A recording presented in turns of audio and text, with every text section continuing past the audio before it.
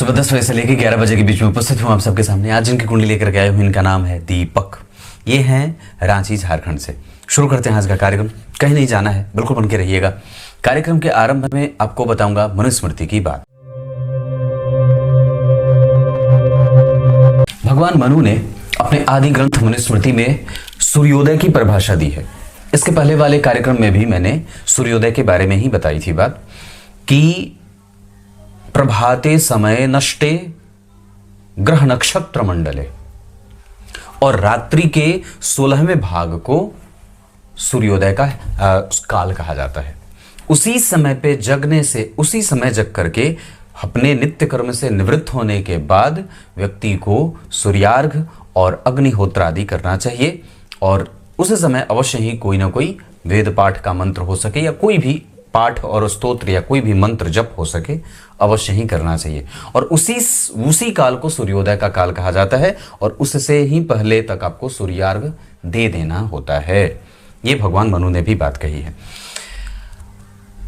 आइए अब आपको मैं विषय पे लेके आता हूं। इनकी कुंडली बनी है अश्विन माह और कार्तिक माह से। दक्षिणायन में सूर्य जो होते हैं वो उनका बल कमजोर हो जाता है। ध्यान से समझिएगा। इनका जन्म हुआ है नवंबर में, 7 नवंबर 1980, और दक्षिणायन में जन्मे होने से सूर्य जो होंगे वो बल से, उनका बल कमजोर होगा। पर वस्तुतः अगर सूर्य बल से कमजोर हैं पर फिर भी व्यक्ति को धार्मिक अवश्य बना देते हैं, और कम से कम उस व्यक्ति के पास धार्मिकता का बोध हमेशा ही उसे बना रहता है। दक्षिणायन हेमंत ऋतु में गुरुवार को जन्मे हैं, कृष्ण पक्ष की अमावस्या तिथि। ये कुंडली चाहे कितनी भी मजबूत हो, मैं एक ही बात कहूंगा और सबसे पहले वही कह देता हूं। आप लोगों की कुंडली में भी जब कभी भी चंद्रमा के पास बल नहीं होता तो कुंडली कमजोर हो जाती है, और यही समस्या इस कुंडली को भी परेशान की है। दरअसल आप लोग कई बार होता है ऐसे कि महादशाओं को देखते हैं तो बहुत अच्छे ग्रह की दशा चल रही, जैसे इन्होंने अपने जीवन में एक कष्ट वाला समय देखा था आर्थिक रूप से और पारिवारिक रूप से। वो समय शनि की दशा का था, और वो शनि इस कुंडली के लिए कारक होते हैं। कारक होकर के जाकर के 12वें भाव में बैठ गए, फिर भी परेशान किए। यहां नवांश कुंडली में वो नीच के हो रहे हैं और दशमांश कुंडली में शत्रु के घर में। इसी वजह से शनि के चरण की अंतिम दशा जो रही थी वो व्यक्ति को परेशान करने के लिए काफी थी। व्यय बढ़ा था, माता का स्नेह और मानसिक दुर्गति, ये सब कमजोर पड़े थे और बढ़े थे। मानसिक दुर्गति बढ़ी थी, व्यय बढ़ा था, 12वें बैठे हैं। यहाँ पे जन्म कुंडली में सूर्य के साथ बैठे थे, नीच के बैठे थे, पर उनका नीच भंग 2 तरीके से हो रहा था। मंगल जो है वो जन्म कुंडली में परिवर्तन में थे। इस वजह से व्यक्ति रिवाइव कर लेता है खुद को वापस, लेकिन समस्या आती जरूर है। मेरे एक मित्र हैं, गया के ही हैं, और उनसे मेरी जब बात हुई थी बहुत दिन पहले तो उनको मैंने कहा था कि 2022 के जनवरी में आपके पिता को लेकर के थोड़ा सावधान रहिएगा, और ये बात 19 में मैंने कही थी उनसे। और 2022 के आरंभ में ही उनके पिता की मृत्यु कोरोना से हुई थी।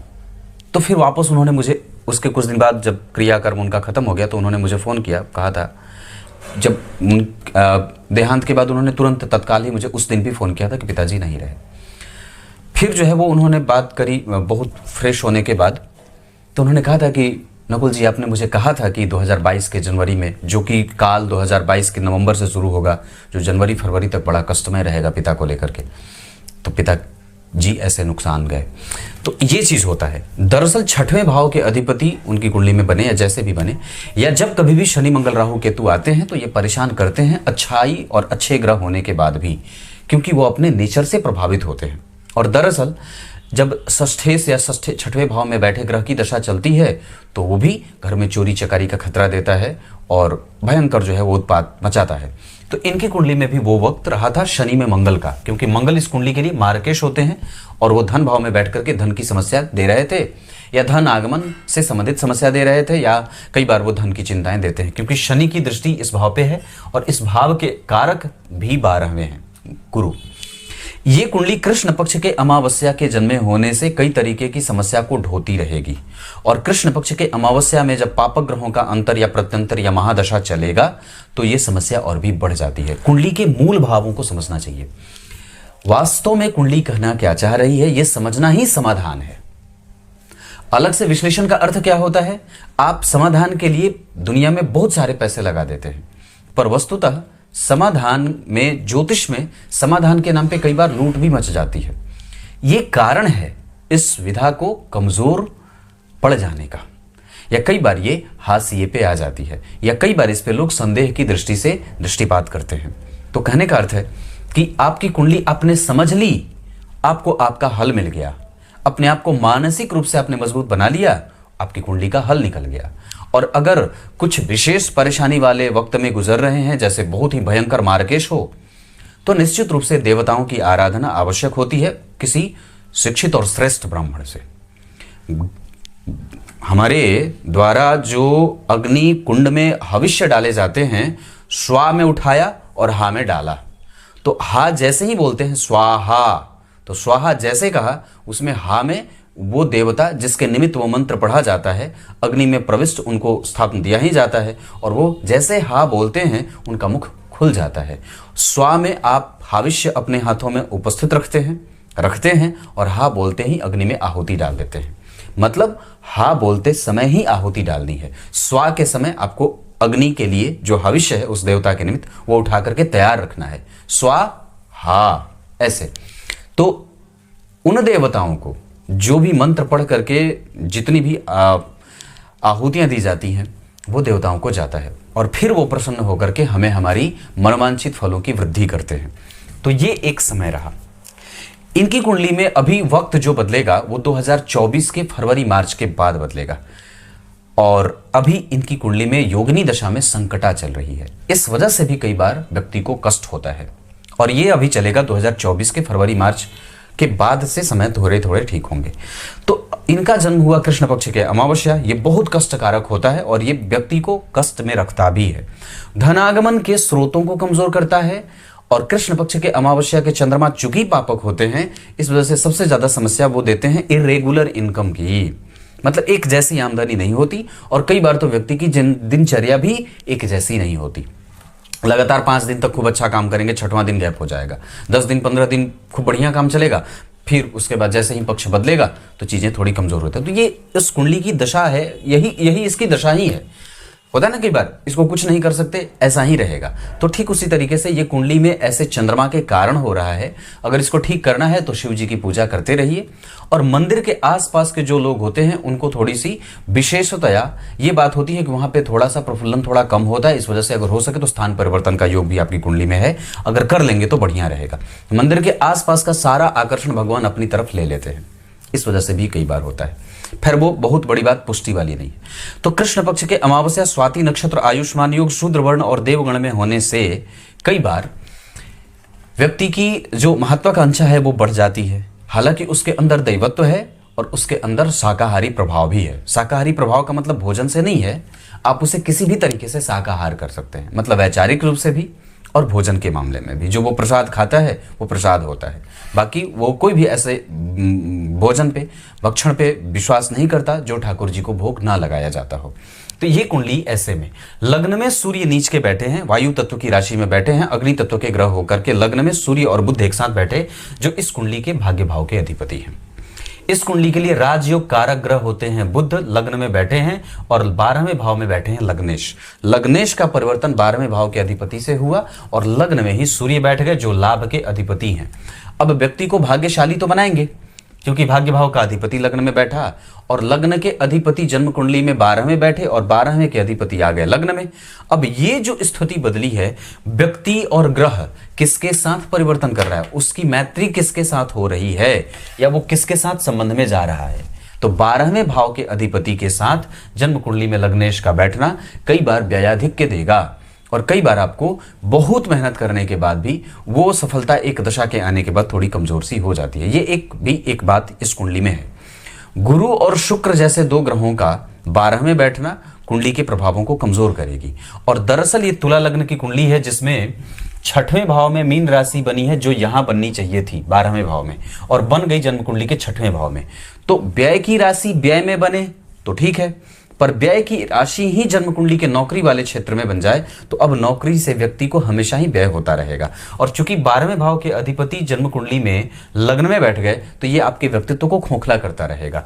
दशमांश कुंडली में वही बुध जन्म कुंडली में यहां चिंता बढ़ा रहे हैं, नीचा विलासी हैं, और 6वें भाव के अधिपति पंचम में आकर के आपकी समस्या को कई गुना कर रहे हैं। इसके अतिरिक्त गुरु उच्च के हैं और दशम भाव के अधिपति चंद्रमा शनि और मंगल के बीच में आ रहे हैं। ये गड़बड़ी है इस कुंडली के लिए। एक समस्या ये, 6वें भाव के अधिपति 12वें में और वो भी शुभ ग्रह। 6वें भाव के अधिपति को शुभ ग्रह नहीं होना चाहिए, पापक ग्रह का होना बहुत बढ़िया होता है। दशम भाव के अधिपति पापक ग्रह हो, एकादशवें भाव के अधिपति पापक ग्रह हो तो ये परिणाम देते हैं और बहुत ही खूंखार देते हैं, बहुत अच्छे परिणाम देते हैं। मतलब मेहनत भी करवाएंगे, परिणाम भी मिलेगा, मेहनत भी करवाएंगे और व्यक्ति अपना राजसिक सुख भोगता भी है। पर 6वें भाव के अधिपति का 12वें में जाना व्यक्ति की कुंडली में दारिद्र दोष पैदा कर देता है।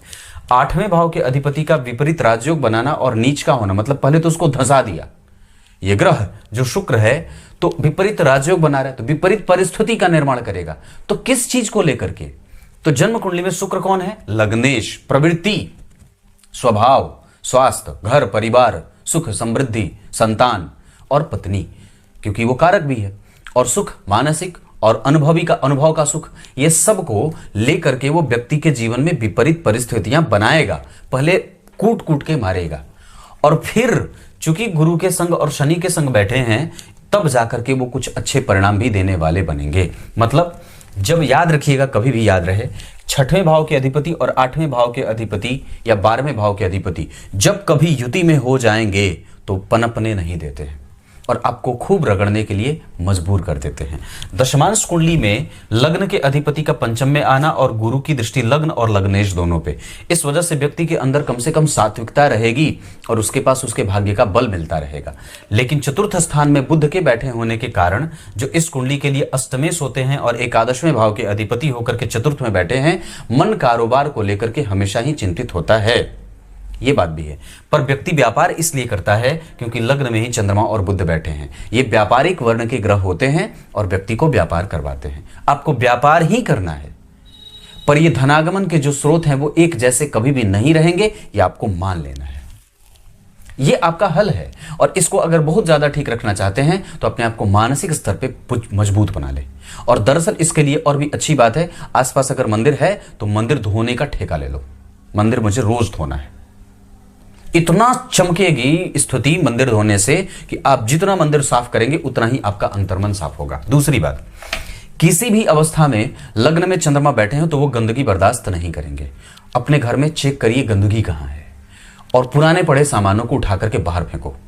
उतनी ही चीजें घर में रखने की आवश्यकता है जो आपके डेली नीड्स में आते हैं, बाकी नहीं। जो बेकार पड़ी वस्तुएं हैं उसको उठाइए, कबाड़ी मत रखिए, क्योंकि आपकी कुंडली में शनि जो है वो 12वें बैठे हैं और जन्म कुंडली में द्वितीय भाव में मंगल। ये शनि मंगल का जो पाप कर्तृ योग है वो कई बार व्यक्ति को लालची भी बना सकता है। ये बात भी है। और दरअसल वो किसी भी क्षेत्र में बहुत ज्यादा पकड़ बनाना चाहता है, मजबूती से पकड़ना चाहता है, वो गायब नहीं होना चाहता। और कई बार वो निर्णय सुना करके यूं निकल जाता है। इस प्रवृत्ति को कमजोर करिए। निर्णय सुनाना नहीं है, सबको साथ लेकर के चलना है। पिता का सुख आपकी कुंडली में है। 2024 के बाद 25 के बाद उनके स्वास्थ्य में थोड़ी बहुत गड़बड़ी पैदा होगी, ये बात भी मैं देख रहा हूं। हालांकि वो स्थिति 2024 के दिसंबर के बाद ही होते दिख रही है। क्लियर है? कुंडली समझ लेंगे तो आपको उसका आधा नहीं 90% हल मिल जाता है। आमतौर पे कुंडलियां समझाई नहीं जाती हैं, इसी वजह से वो बेचैन होकर के समस्या के पीछे पीछे और समाधान के लिए भागता रहता है। इस कुंडली को समझिए। यहां पे तो समझ ही रहे हैं, सबसे ज्यादा इसकी आवश्यकता यहां है। लग्न के अधिपति बहुत अच्छे हैं, मतलब प्रवृत्ति व्यापार की अच्छी है।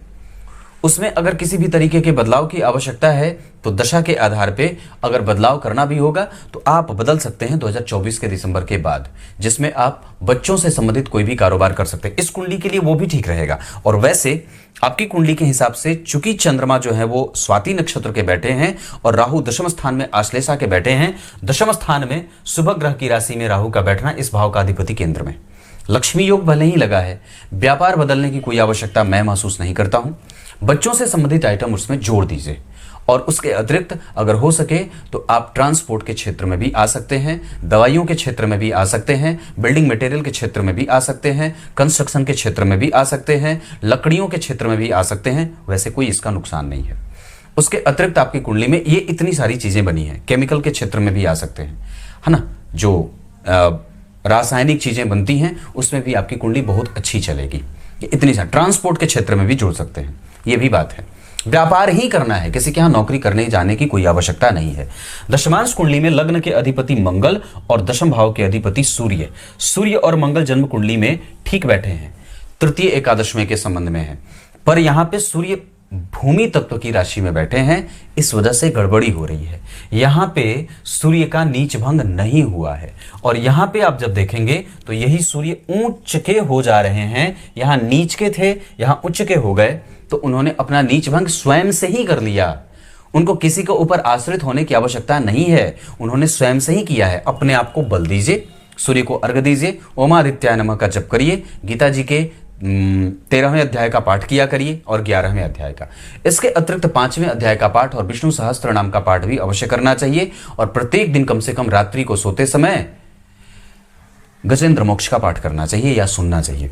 कर लेंगे तो ज्यादा बढ़िया रहेगा, भगवान की भक्ति प्राप्त होती है। धन भाव ठीक है, लग्न में सूर्य और चंद्रमा बैठे हैं, अपने आप को और भी ज्यादा सेंट्रलाइज करिए चीजों को समझने के लिए, आप अपने काम पे फोकस और बढ़ाइए, क्योंकि यहां सूर्य और चंद्रमा लग्न में बैठे हैं, दशम में और सप्तम में बैठते हैं, तो कई बार वो व्यक्ति के दिमाग को कई क्षेत्रों में घुमा देते हैं, तो अपने काम पे कंसंट्रेशन कम जाता है। यहां पे शनि के साथ गुरु का 12 में बैठना आपके पिता से सहयोग दिखा रहा है, हालांकि उन्होंने दुख भी देखे हैं और वो अभी भी कष्ट मानसिक रूप से झेल ही रहे हैं। तृतीय भाव के अधिपति का 12 में जाना भी आपको मेहनत करने के लिए मजबूर करता है, और मंगल स्वग्रही है जिसके ऊपर राहु की दृष्टि है, जो जन्म कुंडली के सप्तमेश होते हैं, तो सप्तम और धन के अधिपति के ऊपर राहु की दृष्टि जा रही है। तो यहां पे जो स्थिति दिख रही है, जैसे बुध यहां चतुर्थ भाव में बैठे, ये गड़बड़ी है, और यहां सूर्य वृषभ राशि के बैठे, इस कारण से ये समस्या हो रही है। दरअसल आपकी कुंडली में अभी 2027 के जून तक शनि में गुरु का अंतर चलेगा, और शनि में गुरु आएंगे 2024 के 14 दिसंबर 2024 को, जो अगले 3 वर्षों तक शनि और गुरु को देखिए, शनि और गुरु 12 में बैठे, यहाँ शनि और गुरु द्विद्वादश में बैठे हैं, और यहाँ पे शनि और गुरु बैठे हैं, एक यहाँ और दूसरे गुरु यहाँ द्विद्वादश में, यहाँ एक साथ 12 में और यहाँ द्विद्वादश में, यहाँ ये द्विद्वादश में।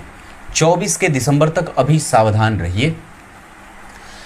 दरअसल इस कुंडली के लिए गुरु भी कमजोर ही होते हैं, और ग्रह इस कुंडली के लिए पापी ग्रह के रूप में जाना जाता है। तुला लग्न की कुंडली के लिए देवगुरु बृहस्पति बहुत अच्छे भाव के अधिपति नहीं होकर के बहुत अच्छे भाव में बैठे भी नहीं है, चूंकि वो पराक्रमेश होकर के 12 में बैठे हैं, और जन्म कुंडली में मंगल अपनी राशि का बैठा है, इस वजह से मंगल के पास कम से कम थोड़ा बल है। अगर वो भी मंगल इधर उधर तितर बितर हो जाते तो निस्संदेह परेशानी कई गुना बढ़ जाती। आपकी कुंडली में सूर्य जो बैठे हैं वो बढ़िया बैठे हैं, 21 डिग्री के हैं, विशाखा नक्षत्र में बैठे हैं, गुरु से उनको विशेष बल तो नहीं मिल रहा है, पर हाँ निस्संदेह एक बात जरूर मुझे अच्छी दिख रही है कि कम से कम गुरु और सूर्य ने नक्षत्र का परिवर्तन कर लिया है। जैसे सूर्य विशाखा नक्षत्र के गुरु के नक्षत्र में, और गुरु उत्तरा फाल्गुनी के सूर्य के नक्षत्र में। नवमांश कुंडली में सूर्य अश्विनी नक्षत्र के बहुत बढ़िया होंगे, और शनि भरणी नक्षत्र के होंगे, वहाँ भी ठीक है, पर वहाँ ये स्थिति तो ठीक है। यहाँ दाम्पत्य ठीक है, मंगल का प्रभाव यहाँ पे आपके घर में कई बार बीमारी को लेके आता है, और कई बार नवमांश कुंडली में पत्नी के आने के बाद ये चीज़ ज़्यादा बढ़ी है। यहाँ पे आने के बाद अगर आप देखेंगे तो यहाँ भी मंगल का पंचम भाव में आना, हालांकि यहाँ स्थिति कुछ हद तक ठीक बनी है, क्योंकि लग्नेश होकर के कम से कम गुरु से दृष्ट हैं, और लग्नेश होकर पंचम भाव में बैठे हैं। यहाँ शनि का बैठना शत्रुग्रही, और इस भाव के अधिपति का वृषभ राशि में जाना, शनि से दृष्ट होना व्यापारिक क्षेत्रों में कमजोरी देता है। और कई बार चूंकि यहाँ वो शत्रु के घर में बैठे, इन्होंने एक बात लिखी है कि मेरे कलीग जो मेरे साथ काम करते हैं या जिनको मैंने अपने अंडर में रखा है, उनसे मेरे संबंध पता नहीं क्यों खराब होते हैं, जबकि उनसे लाख बार मैं अच्छाई ही करना चाहता हूँ। ये यहीं से है। दरअसल आपका ये छोटा समाज होता है। इस भाव पे सूर्य बैठे स्थिर राशि में, अग्नि तत्व का ग्रह स्थिर राशि में बैठा, और दरअसल वो वही भाव है जहाँ से व्यापार किया जाता है, वहाँ से छोटा समाज देखा जाता है। और दरअसल दशम स्थान में शनि के स्वग्रही नहीं होने के कारण यहाँ पे व्यापार क्षेत्र को कमजोरी मिल रही है, करियर क्षेत्र को कमजोरी मिल रही है। हनुमान चालीसा का पाठ, और प्रत्येक दिन सुंदरकांड का पाठ करिए, प्रत्येक दिन। कुछ पूजा मत करिए, जो भी आप करते हैं, सूर्यार्घ, सूर्य को अर्घ दिया, जो गुरु मंत्र दिया है आपको गुरु जी ने, वो जप लीजिए और सुंदरकांड का पाठ करिए प्रत्येक दिन दीपक जला करके। फिर देखिए कैसे जीवन में उत्थान के मार्ग नहीं खुलते। उत्तर दिशा आपकी कुंडली के लिए बहुत अच्छा रहेगा। इस कुंडली में चंद्रमा ठीक हैं, वो थोड़े कंफ्यूजन में रहते हैं और भ्रम भी डालते हैं। मंगल की स्थिति आपकी कुंडली में आपके दिमाग में कई बार विष पैदा करती है, और बुध का प्रभाव आपकी कुंडली के लिए आपको तार्किक और कई क्षेत्रों का जानकार बनाती है। गुरु का प्रभाव इस कुंडली के लिए नक्षत्र परिवर्तन के कारण बहुत ही उत्तम क्वालिटी का होगा, लेकिन चूंकि गुरु 12 में बैठे हैं इस वजह से व्यग्रता भी दे रहे हैं और आपके पराक्रम के परिणाम को कमजोर भी कर रहे हैं। तो दरअसल ये गुरु का प्रभाव है। आप जब देखेंगे तो गुरु के पास शनि का बल है, क्योंकि वो कारक ग्रह के संग बैठे हैं, पर वहां पे वो एक नीच के ग्रह के संग भी बैठे हैं। हालांकि शुक्र और शनि का 12वें भाव में बैठना कुंडली को कहीं से भी कमजोर नहीं करेगा, पर जो आपका साहस है, जो आपका बल है, जो आपकी नौकरी है, जो आपके अंदर का जो ढाढ़सपन है, वही आपके लिए कई बार विपरीत स्थितियों में ले जाकर के आपको रख देता है। यहाँ पे नवमांश कुंडली में धन भाव के अधिपति यहाँ के लग्नेश बन गए और यहीं बैठे हैं, ये हेडेक देते हैं क्योंकि वो 6वें भाव के भी अधिपति होते हैं। इस वजह से आपकी कुंडली में शुक्र जो है वो नवांश कुंडली में स्वग्रही हैं, 19 डिग्री के हैं, दाम्पत्य ठीक है, उसको लेकर के गड़बड़ी कभी भी नहीं है, पर रोग व्याधि इसलिए भी रहती है क्योंकि शुक्र के ठीक पीछे शनि और सूर्य जैसे ग्रह बैठे हैं, और इस कुंडली के लिए शनि का यहाँ बल बढ़ेगा, और इस कुंडली के लिए शनि तृतीय होकर के बैठे हैं, जो आपसे और आपकी पत्नी के ऊपर, आपके बच्चों के ऊपर, पिता के ऊपर और पिता के व्यापार के ऊपर, पिता के सुख के ऊपर, कई बार उनके ऊपर भी दवाइयों का खर्च बढ़ा देते हैं। ये कारण यहाँ है। सूर्य और शनि, आप बैठना तो बदल नहीं सकते, आपके पूर्व जन्म के पूर्वार्जित कर्मों से और उपार्जित जो कृत्य होते हैं उसके बाद ये कुंडली बनती है, और आप डिकोडेशन के लिए किसी ज्योतिषी को पकड़ते हैं, क्या है बता दीजिए, और जब वो बताएगा तो ये बताएगा कि ऐसा है, ये आपके अपने ही कमाया गया, अपना कमाया गया धन है जो आपको दे रहे हैं ग्रह बैठ करके। ये कुंडली की स्थिति है। लग्न में सूर्य नीच का व्यक्ति को कम से कम धर्मात्मा और पुण्यात्मा तो अवश्य बना देगा, सुशील बनाता है, बुद्धिमान बनाने के साथ साथ तार्किक भी बनाएगा और समझदार भी बनाएगा। पर इसके अतिरिक्त आपकी कुंडली में कई बार वो सूर्य चूंकि लक्ष्मी के कारक होते हैं तो धीरे धीरे कम या देर से या एक जैसा नहीं धन आता है। माथे की चिंता कभी खत्म नहीं होती। ये लग्न के सूर्य का सभी भावों में और सभी लग्नों में बैठे लग्न के सूर्य ऐसे ही परिणाम देते हैं। लग्न में सूर्य बैठेंगे तो चिंता देंगे ही, वैरी बनाएंगे ही समाज से, लोगों से, और कई बार तो व्यक्ति इतना ज्यादा साहसी और आयुष्य का हो जाता है प्रभाव करने वाला, उसके जीवन भर जितनी भी अवस्था रहेगी चाहे छोटी और बड़ी, वो प्रतापी होता है। प्रतापी होता है ना, प्रतापी हो जाए, शासक ऐसा। तो ये स्थिति बनी है, और निश्चित रूप से ये कुंडली कर्म के मामले में कमजोर नहीं है। दशम स्थान के अधिपति लग्न में बैठे हैं, आपका काम बहुत बढ़िया है और आपका उसमें मन भी लगता है, पर ये चंद्रमा के कारण थोड़ी सी कुंडली कमजोर हुई, जो मैंने शुरू में बताया। अब आपको मैं बताऊं, इस कुंडली में बुध की दशा चलेगी 2027 के जून से, जो इस कुंडली के लिए राजयोग कारक ग्रह होते हैं। पर अभी कम से कम आपको 2024 से थोड़ी स्थिति कमजोर होने से ठीक भी रहेगी, पर उतनी तो नहीं। पर 2027 से भी चीजें ठीक होंगी, 24 से भी ठीक होंगी, ऐसा नहीं है, क्योंकि गुरु हैं, कुछ ना कुछ तो देंगे। शुभ ग्रह होकर के बैठे हैं, तो नवांश कुंडली में भी धन भाव के अधिपति होकर के स्वग्रही हैं, खराब नहीं है। यहाँ पे भी जन्म कुंडली में धन और पंचम के अधिपति होकर के उच्च के बैठे हैं। आरंभ में थोड़ी दिक्कत होगी, बाद के उसी दशा में मतलब 24 से 27 तक में शुरुआत के कुछ चरण उसके कमजोर होंगे, लगभग 6 महीने से 1 वर्ष, उसके बाद अंतिम के 2-3 चरण ठीक रहेंगे, दूसरे और तीसरे। ये ऐसा है। इस कुंडली में धन भाव के अधिपति का धन में बैठना, पराक्रम के अधिपति का 12 में बैठना, चतुर्थ और पंचम के अधिपति का 12 में बैठना, ये भी एक गड़बड़ी का कारण है। दरअसल 12वें के शनि हर्ष बली हो जाते हैं, लेकिन एक समस्या उनके साथ ये हो जाती है कि कई बार वो जिस भाव के अधिपति हैं उस भाव के प्रभाव के कारण और कमजोरी में जाने के कारण, और चूंकि पंचमेश और चतुर्थेश किसके साथ बैठे, इस कुंडली के 2 स्थान के अधिपति, त्रिक स्थान के अधिपति, त्रिक भाव के अधिपति के संग बैठ गए। तो पंचमेश की युति किसके साथ हुई? पंचमेश की युति बनी 6वें भाव के अधिपति के संग।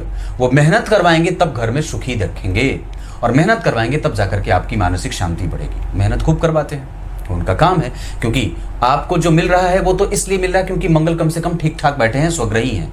धन भाव में अपने राशि का बैठा मंगल धन भाव को बलवान बनाएगा, और पैतृक संपत्ति भी व्यक्ति को मिलती रहती है, पिता से संबंध भी बहुत अच्छे रहते हैं, और व्यक्ति पिता की सेवा भी करता है। पर अपने आप पे उसे विश्वास कई बार नहीं होता है, क्योंकि लग्न में नीच के सूर्य बैठ जाते हैं, चंद्रमा वही बैठे हैं, तो राजनीति का और व्यक्ति को बड़ी आवश्यकता होती है। वो बड़ा सोचता रहता है कि मेरी पहचान ऊंचे लोगों से हो और अच्छे लोगों से हो, ऐसा भी वो सोचता है। इस वजह से भी कई बार वो चिंतित हो जाता है। ये आपकी कुंडली है। इस कुंडली में नक्षत्र के हिसाब से विशाखा बहुत अच्छा है, हस्त बहुत अच्छा है, और श्रवण बहुत अच्छा होगा, स्वाति भी अच्छा है, और पुष्य नक्षत्र के साथ साथ इस कुंडली के लिए उत्तरा भाद्रपद, उत्तराषाढ़ा और उत्तरा फाल्गुनी के साथ रोहिणी, ये कोई भी काम करने के लिए बहुत अच्छे रहेंगे। इसके अतिरिक्त आपकी कुंडली में नवांश कुंडली में लग्नेश का चतुर्थ भाव में जाना हेडेक देता है। मंगल किसी भी भाव के अधिपति हों, चतुर्थ भाव में अकेले बैठेंगे कमजोरी देंगे। हाँ, थोड़े बहुत बल वो उनके अपनी राशि से बैठने से जरूर मिलता है, लेकिन वो उस भाव में सटीक परिणाम नहीं ही देते हैं। दशमांश कुंडली में भी ठीक बैठे हैं, चंद्रमा यहाँ बैठा है, यहाँ आपको मेहनत करवा रहा है, और दरअसल यहाँ भी आपकी कुंडली व्यापारिकहीन मालूम चल रही है। धन भाव के अधिपति उच्च के हैं, यहाँ इस भाव के अधिपति इसे देख रहे हैं, पर ये सूर्य के प्रभाव में और शनि का प्रभाव सूर्य पे है। इस वजह से कई बार कारोबार बाधित होता है और विडंबना में जाता है, क्योंकि इस कुंडली के लिए वो शनि भी अच्छे नहीं होते, इस कुंडली के लिए शनि भी अच्छे नहीं होते। इस कुंडली के लिए शनि सर्वाधिक योग कारक हैं, पर 12वें बैठे हैं। इस वजह से व्यक्ति को चिरंतन सुख देते हैं, आध्यात्मिकता देते हैं। नेचुरली वो व्यक्ति ईश्वर को समझने वाला और ईश्वर में विश्वास रखने वाला होता है। यही चंद्रमा जब कभी कभी प्रकोपित होते हैं अपने गोचर में, जब वो घूमते हैं और अमावस्या के सन्निकट जाते हैं, तब या जब व्यक्ति का जन्म तिथि आए, तिथि के दिन, तो उसी तिथि के दिन के करीब आसपास जब वो 2-4 दिन आगे पीछे जाता है, तब उसका मन बड़ा बेवल, बेचैन और परेशान होता है। ये चंद्रमा का प्रभाव होता है। आपके तिथि के सन्निकट वो जब जाएगा तब आपको परेशान करेगा। जब आप अमावस्या के नज़दीक जाएंगे तब आपको परेशानी झेलनी पड़ती है। आपका जन्म ही कृष्ण पक्ष के अमावस्या को हुआ है। ये कौन है अमावस्या? दरअसल आपके जन्म के समय पे आपके दिमाग के ऊपरी हिस्से पे या दिमाग माथे के क्षेत्र पे शीतल रोशनी थी ही नहीं, और सूर्य पहले ही नीच के बैठे। दक्षिणायन में तो वैसे ही कमजोर हो जाते हैं, पर भाग्यशाली होने का मतलब यह होता है कि व्यक्ति धार्मिक भी है, ऐसा नहीं कह सकता, पर उसके पास धर्म जुड़ा है। अलग बात है कि वो पहचान नहीं पा रहा है। लग्न में बैठे सूर्य चिंताएं देते हैं, लग्न में ही सूर्य चंद्रमा बैठे हैं तो आयु भी अच्छी रहती है, ये बात भी है। और दाम्पत्य में आने के बाद व्यक्ति को थोड़ी बहुत सहूलियत मिली है, पर नुकसान भी हुआ है, ये बात यहाँ से भी दिख रही है। और किसी को पैसे देने आपके लिए बहुत ज़्यादा भारी पड़ जाएंगे। किसी को पैसे देने की कोई आवश्यकता नहीं है, बहुत ज़्यादा उधार मत दीजिएगा। अपने काम को चलाना है, और कम से कम अभी 2024 के दिसंबर तक, उसके बाद धीरे धीरे चीज़ें ठीक होंगी। बुध की दशा आपकी कुंडली में, दशाओं पे बात कर लेता हूँ। आपकी कुंडली में सूर्य जिस स्थिति में बैठे हैं उसके आधार पे सूर्य का प्रभाव इस कुंडली के लिए 25% के परिणाम के संग इस कुंडली के लिए, हालांकि वो लाभेश होकर के जन्म कुंडली के लग्न में बैठे हैं तो इच्छाएं देंगे, पर आपसे मेहनत करवाने के बाद। और मैं समझता हूं तो सूर्य के अंतर में भी अगर कभी भी बात है, जैसे बुध में सूर्य आए तब, या सूर्य की दशा जब कभी भी आएगी अंतर प्रत्यंतर में, तो सूर्य आपकी कुंडली के लिए थोड़ी बहुत प्रतियोगिता के साथ, आपके आत्मविश्वास को बल देने के साथ, थोड़ी बहुत उलझनों से बीतते हुए, कम से कम आपके व्यापार के लिए ठीक ठाक परिणाम, स्थायी परिणाम तो नहीं पर थोड़े बहुत ठीक के साथ आपकी कुंडली में उनकी दशा भाग्य के भरोसे अच्छी जाएगी। वही बात अगर चंद्रमा की करेंगे तो 50% का परिणाम चंद्रमा देंगे, और स्थिति जो बाकी के वर्ग चार्ट की देख रहा हूं उसके आधार पर भी वो ग्रह आपकी कुंडली के लिए आपके भाग्य को बल देता दिख रहा है। थोड़ी मेहनत वो जरूर करा रहा है। छोटे भाई बहनों का सुख आपकी कुंडली में निश्चित रूप से है, उसमें कोई गड़बड़ी नहीं है, और वो आपके संग ही है। हालांकि एक बात और भी बता दूं तो छोटे भाई का जो प्रभाव मैं देख रहा हूं उसमें आधा मिल रहा है और आधा कमजोर है। इसके अतिरिक्त आपको एक बात और भी जो समझनी चाहिए कि जो स्थिति चंद्रमा की दिख रही है उसके आधार पे वो आपसे मेहनत ही करवा रहा है, और कम से कम वो शिव पूजा की आवश्यकता भी महसूस करवा रहा है। और वो चंद्रमा आपकी कुंडली में जब कभी भी अंतर में भी आएंगे तो आपसे मेहनत करवा करके ही धन देंगे। मंगल की जो स्थिति देख रहा हूं वो आपकी कुंडली में 25% का परिणाम है। कोई भी गलत निर्णय मत लीजिएगा।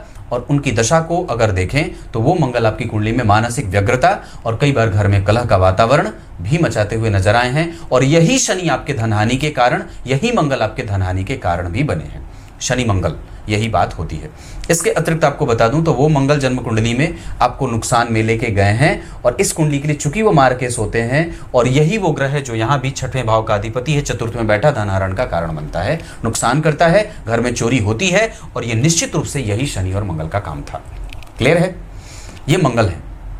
दशा के क्रम में उनकी स्थिति भी आपसे मेहनत करवाएगी, और उस दौरान कभी भी बालकपन मत करिएगा, किसी को उत्तर मत दीजिएगा, जितना ज्यादा हो सके अपने आप को अनुभवी बनाइए और समझने की कोशिश करिएगा। बुध की स्थिति आपकी कुंडली में बहुत अच्छी है, इनकी दशा निश्चित रूप से आपके लिए बहुत अच्छी रहेगी, उस दशा का इंतजार करिए, और यही दशा आपको निश्चित रूप से अच्छे परिणाम भी देने वाली है। मेहनत वो करवाएगी, पर निस्संदेह आपको कुछ न कुछ हद तक आर्थिक संपत्ति भी देगी, आर्थिक स्वतंत्रता भी रहेगी, कुछ हद तक आपको उस दौरान चल अचल संपत्ति का लाभ भी होगा, भवन भूमि वाहन का सुख भी मंगल के बाद बुध की दशा में आपकी कुंडली में देखने को मिल रही हैं। वो बुध आपसे पराक्रम का परिणाम 100% करवा करके देंगे, और निस्संदेह वो दशा ठीक जाएगी। बुध के बाद आपकी कुंडली में जब गुरु की बात करूंगा तो आपकी कुंडली के लिए गुरु का प्रभाव जो मैं देख रहा हूं उसके आधार पर आधा दे रहे हैं। इस कुंडली के लिए वो अच्छे परिणाम के अधिपति नहीं होते हैं, अच्छे भाव में बैठे भी नहीं हैं, हालांकि आपका व्यय वो फिर भी असंतुलन में है, जिसे वो संतुलित करने की भरपूर कोशिश कर रहे हैं, लेकिन उनके ऊपर चूंकि किसी शुभ ग्रह का कोई प्रभाव या दृष्टि नहीं है, शुक्र भी हैं तो नीच के ही बैठे हैं, इस वजह से अनुभव होने के बाद भी व्यक्ति कई बार उसका सदुपयोग नहीं कर पाता है। गुरु आपकी कुंडली में निश्चित रूप से आपकी पत्नी के लिए अच्छे हैं, आपके पिता माता के लिए गुरु का प्रभाव मैं देख रहा हूं कमजोर नहीं है, और निस्संदेह उनका सुख आपने भोगा भी है और आगे भी आपको उनका सुख मिलता रहेगा। कर्म क्षेत्र के आधार पे भी गुरु का प्रभाव आपकी कुंडली में कमजोर नहीं है, और उनकी अंतर्दशा भी आपकी कुंडली के लिए भाग्यशाली होगी। मांगलिक कृत्य होंगे, अच्छे कामों में मन लगेगा, मन प्रसन्न रहेगा, लोगों का आशीर्वाद मिलता है, अच्छे लोगों का आगमन जीवन में होता है, और धन सही जगह पे खर्च होता है। मंगल के बाद गुरु की बात मैंने की, अब उसके बाद बात करते हैं शुक्र की। ये भी आपकी कुंडली में 100% का परिणाम देंगे, हालांकि आपकी कुंडली में 100% में भी वो आधे अच्छे और आधे बुरे ये परिणाम रहेगा। और शुक्र का अंतर भी आपकी कुंडली के लिए पत्नी के लिए ठीक होगा, स्वास्थ्य कमजोर हो सकता है शुक्र की दशा में, अंतर में भी बात करता हूं। व्यय कंट्रोल होगा, पत्नी के ऊपर खर्च बढ़ेगा, और पत्नी के साथ स्नेह भी मिलता रहेगा। इसी शुक्र की दशा को अगर ध्यान से समझे तो इसमें भी मेहनत करनी होगी, और ये शुक्र का अंतर भी आपकी कुंडली के लिए निश्चित रूप से साहस दे करके, बल दे करके, ढाढ़स दे करके आपको फिर से एक बार स्थापित करने की पूरी कोशिश करेगा। लग्नेश है, इंतजार तो करते ही हैं लोग लग्नेश की दशा का, और वो परिणाम भी देंगे। शुक्र के बाद अगर शनि की बात करता हूं तो उनकी दशा आपकी कुंडली के लिए थोड़ी कमजोर होगी। कारक ग्रह होकर के 12 में बैठे हैं, हर्ष बली हैं, और 12वें भाव में वो खुश हो भी जाते हैं, पर कारक ग्रह का केंद्र में त्रिकोण में होना बहुत अच्छा होता है। 6वें भाव के अधिपति के साथ युति कर रहे हैं, थोड़ी कमजोरीपन में जा रहे हैं। नवांश कुंडली के लिए भी उनकी स्थिति बहुत ज्यादा अच्छी नहीं बन रही है। दशमांशा कुंडली के लिए भी वो परेशानी के कारण बने थे। और मैं एक बात और भी कह दूं तो शनि की दशा में मन कम से कम फिर भी व्यक्ति का पॉजिटिव रहा था, और निश्चित रूप से वो है। राहु और केतु आपकी कुंडली के लिए निश्चित रूप से दोनों ही अच्छे बने हैं, उनको घबराने के लिए कोई बात नहीं है, वो ठीक बैठे हैं। जिस नक्षत्र में बैठे हैं उस नक्षत्र का अधिपति इस कुंडली का राजयोग कारक ग्रह है, लग्न में बैठा है। अलग बात है कि वो सूर्य के नीच के प्रभावों से प्रभावित हो रहा है, जिसके कारण कई बार नेत्रों में समस्या, हड्डियों में समस्या होती है, पाचन तंत्र गड़बड़ होता है, और कई बार व्ययाधिक्य अधिक रहता है। इतनी सारी चीजें आपकी कुंडली में बनी। कुछ इसी तरीके से आज के कार्यक्रम का समापन करते हैं। अब क्या बताऊं, इस कुंडली में बहुत अच्छी दशा अभी नहीं चल रही है। 24 के मई जून से भी बहुत अच्छी दशा का प्रभाव मैं देख रहा हूं, घबराइए मत। आपकी कुंडली कम से कम इतनी बात तो जरूर कह सकता हूं कि अच्छी है, क्योंकि अच्छी है। लग्न में कम से कम सूर्य बुध बैठे हैं, और तुला राशि के सूर्य वैसे भी बहुत ज्यादा खराब नहीं होते लग्न में होकर के, तो आपको वो निकाल ही लेंगे। तब तक के लिए बहुत बहुत नमस्कार।